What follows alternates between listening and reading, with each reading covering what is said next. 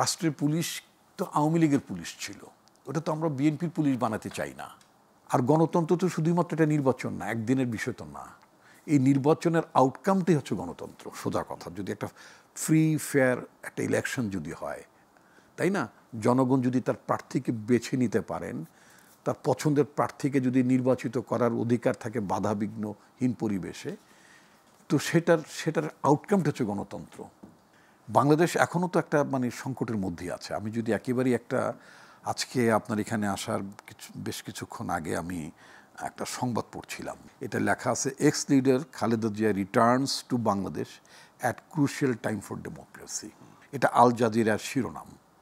তো crucial time for democracy নিঃসন্দেহে, এতে তো কোনো সন্দেহ নেই। এখন গণতান্ত্রিক রাস্তায় রাষ্ট্রকে গণতান্ত্রিক রাষ্ট্রে পরিণত করা, প্রতিষ্ঠানগুলোকে গণতান্ত্রিক করা, প্রতিষ্ঠানগুলোকে জবাবদিহি করা এবং এর মধ্য দিয়ে জনগণকে ক্ষমতায়িত করা, এম্পাওয়ারমেন্ট অফ দ্য পিপুল বলতে যে কথাটা আমরা বলতে পছন্দ করি, এটা কিন্তু একটা বড় মাপের সংগ্রাম। এটা তো এই নয় যে আপনার আরেকটা নির্বাচন হবে। গত 3টা নির্বাচন তো দেশে ওটা তো নির্বাচনই ছিল না, ওটা নির্বাচন নামে বাহানা করে তামাশা করে ক্ষমতায় থাকার ব্যাপার ছিল। আপনারা এগুলো সবাই জানেন, তো আমি ওটা ব্যাখ্যায় যাচ্ছি না। আমাদের রাষ্ট্রে গত 15 বছর ধরে একটা প্যাটার্ন চালু হয়ে যাচ্ছিল, এবং যেটা দিয়ে তারা একজন ইন্ডেমনিটি পেত। আমাদের অ্যাডমিনিস্ট্রেশন লোকেরা, পুলিশের লোকেরা, তারা বলতেন উপরের নির্দেশ, সরকারের হুকুম পালন করি। কোন সরকার হুকুম পালন করেছে? তারা যে সরকারটি নির্বাচিত সরকার, আমাদের সংবিধানে বলেছে সরকার কিভাবে হবে।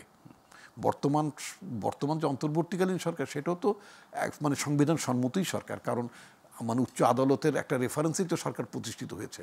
যখন আইনের ব্যাখ্যার প্রয়োজন হয় কোনো বিশেষ পরিস্থিতি, তখন তো উচ্চ আদালতই ব্যাখ্যা দেন সংবিধানের ব্যাখ্যায়। তো সেই হিসাবে সরকারও সংবিধান সম্মত সরকার, আমি অবশ্যই এটা বলতে চাই। তাহলে যে সরকারটি, যেই ধরনের সরকার ন্যায়ানুগ সরকার না, যে সরকার নির্বাচিত সরকার না, জনগণের ভোটে প্রতিষ্ঠিত, আমি যদি গত 3 টার্মে ইলেকশনের কথা বলি, যারা জনগণের উপর জুলুম নির্যাতন করে তারা ক্ষমতায় বসে থাকতো, সেই আপনার বেআইনি সরকারের হুকুম পালন করার জন্য তো আপনি বাধ্য ছিলেন না। আমি যদি আইজির উদ্দেশ্যে বলি, যদি আমি ক্যাবিনেট সেক্রেটারির উদ্দেশ্যে বলি, সচিবদের উদ্দেশ্যে বলি, এসপিদের উদ্দেশ্যে বলি, ইভেন এ কনস্টেবল যিনি বলতেন যে আমার ওসি সাহেব, অথবা আমি জানি না কোন পর্যায়ে নির্দেশ দিলে ওরা গুলি করতে অথবা পিটাতে পারে, আমি জানি না। তো এগুলো কোনোটাই আপনার আইনসম্মত নির্দেশ ছিল না, কারণ আইনি সরকারই ছিল না। তো সুতরাং এই প্রতিষ্ঠানগুলোকে আপনার রাষ্ট্রের প্রতিষ্ঠান করাটা, বিনির্মাণ করাটা খুব জরুরি। এগুলো ফ্রাজাইল, এগুলো ভেঙে পড়েছে, একেবারেই ধসে পড়েছে। এগুলোকে আবার ফিরে জাগাতে, গণতন্ত্র তো শুধুমাত্র একটা ইলেকশন না।